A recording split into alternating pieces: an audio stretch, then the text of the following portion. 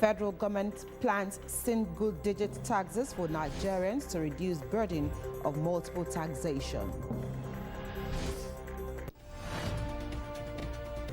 Monday, Opebolo takes oath of office as 6th governor of Edo State, promises robust economic growth and improved welfare for residents. Governor Babajide Sanwo-Olu calls for scaled-up policies to enhance financial inclusion for businesses to thrive. 35 people die after a car rammed into crowd at sports center in southern Chinese city. Details in a moment.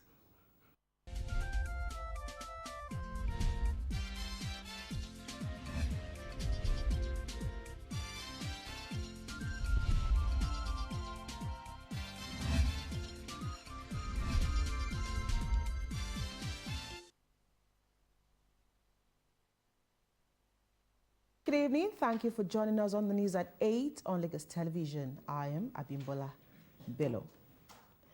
President Bola Ahmed Tinubu has reaffirmed his administration's commitment to fostering dialogue, reconciliation and healing among all ethnic nationalities that make up Nigeria. In a special message commemorating the 2024 Ogoni Remembrance Day, President Tinubu stands in solidarity with the National Youth Council of Ogoni People, NYCOP, and all Ogoni citizens to honor those who made the ultimate sacrifice in defense of the Ogoni nation's interests. It said this year's commemoration, themed after Prize Comes Prize, reflects his collective commitment to acknowledging the pain and the lessons of the past and the aspirations for a brighter future.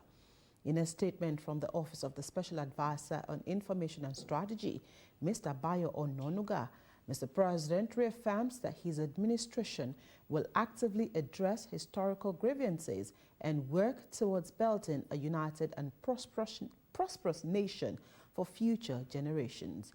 He said this vision will be realized through constructive engagement and mutual respect.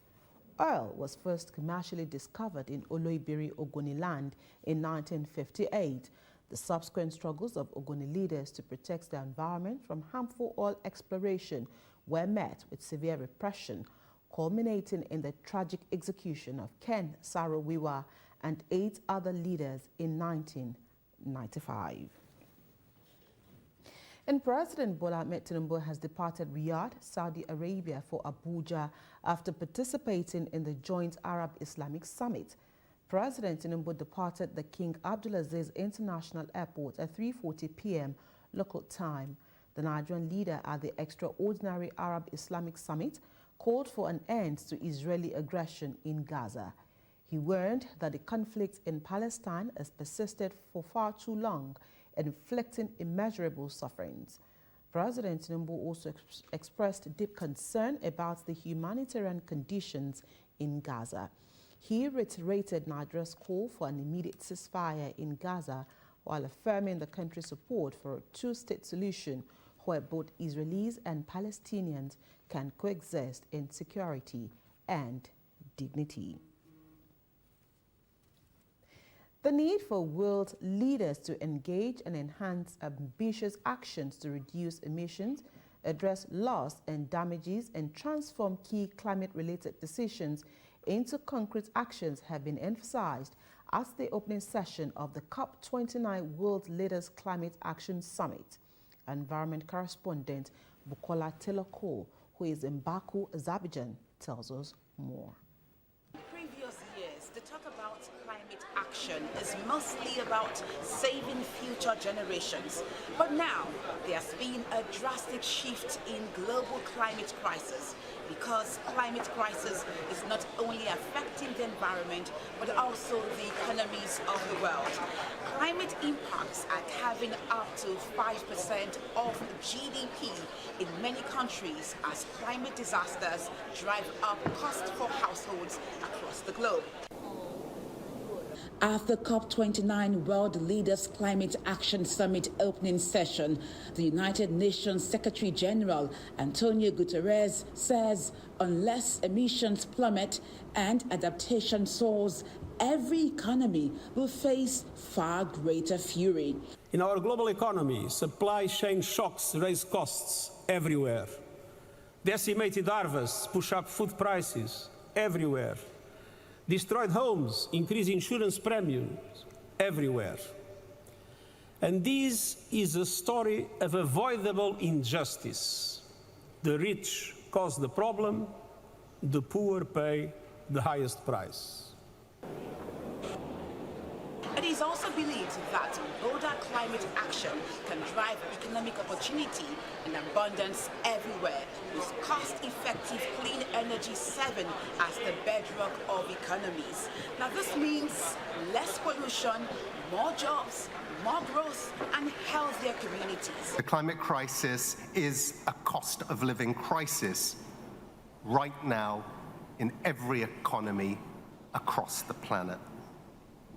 As climate disasters hit supply chains and food production harder each week, climate action is global inflation insurance. Parties reached consensus on the standards for Article 6.4 and the dynamic mechanism to update them. This is a critical step towards concluding Article 6 negotiations.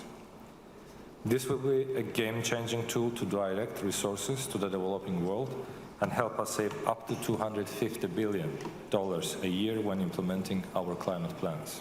Recall that at COP28 in Dubai, all parties agreed to move away from fossil fuels to accelerate net zero energy systems, to boost climate adaptation, and to align the next round of economy.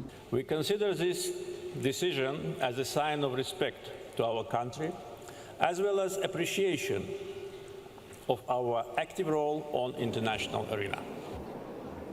Well, it is hoped that these parties will deliver on their commitments. From Baku, Azerbaijan, I am Bukola Taylor-Cole, reporting for Lagos Television News. Thank you, Bukola. There is a need for youth to be creative in the drive to develop innovative solutions that will tackle the mounting environmental challenges across the globe. This is coming at a stakeholders' engagement on youth's role in climate change advocacy. We have details in Jamiu Shonubi's report.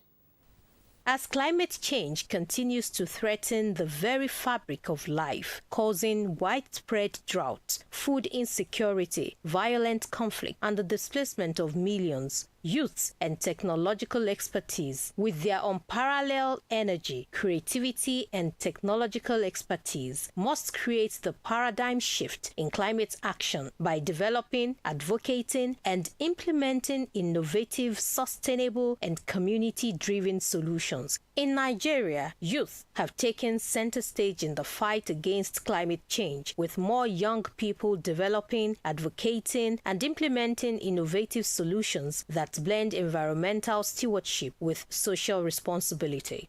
This surge of youth involvement in the consensus at a stakeholders engagement organized by EcoLearn Nigeria, which brought together government officials, educators, students, and climate experts to discuss the critical role young people are playing in combating climate change. We know for a fact that there are changes in our weathers and our seasons. It's affecting our land. It's affecting grazing for herds. It's affecting food, to be cropped, to be cultivated. It's affecting our transportation in terms of mobility. It's affecting our health. We know that there's that impact, but how can we translate it into our everyday living?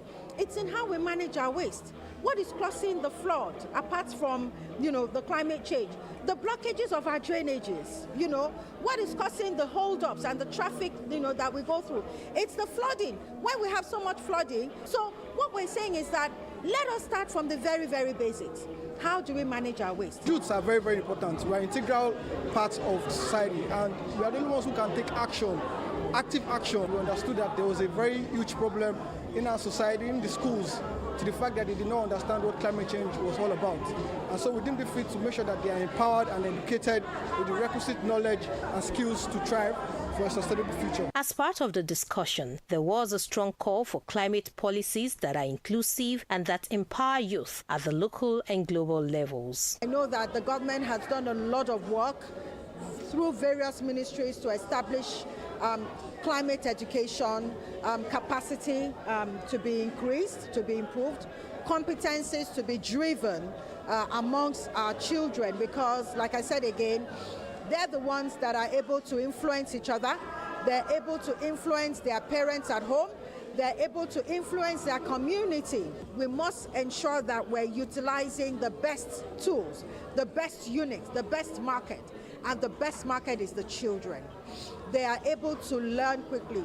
Their cognitive abilities are still very strong. Teachers who will be involved in programs like EcoLearn, teachers who are already proponents of these things in their schools, they may not be the popular ones, but they're doing the work. Right? So by the time the government and the Ministry of Education is working on that curriculum, we can pick out some of those teachers and say, okay, come to the table and let's create this curriculum together. We cannot just leave the works just for the government. Everybody takes an active role or takes an active part in making sure that the society is better for everyone to live in. We're experiencing climate change, we're experiencing flooding. We as individuals need to make sure that whatever actions that we're taking is to our benefits and to the benefit of the society. So we're not just going to leave this to organizations or to the government, but we as ourselves have to take active actions to make sure that we can also help in solving the problem generally. As youth take the lead in combating climate change, they are showing that innovative